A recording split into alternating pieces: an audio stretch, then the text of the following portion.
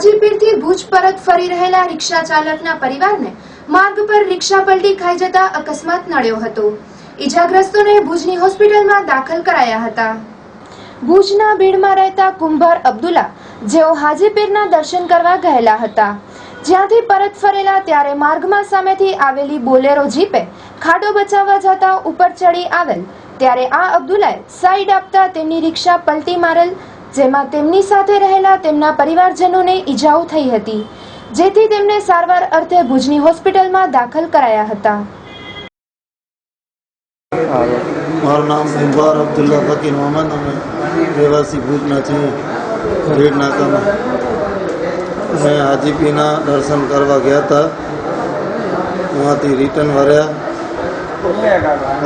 પાંચના ગાડામાં, તો અમારે ગાડી રિક્ષા ઓટો રિક્ષા છે બજાજ આવતા હતા ભુજ બાજુ, તો એક ખાડો નડ્યો રસ્તામાં, તે બોલેરોવાળો ખાડો બચાવવા ગયો, અમારા ઉપર આવ્યો ને અમે રિક્ષા સાઈડમાં દબાવી તો રિક્ષા પડી ગઈ ખાડામાં।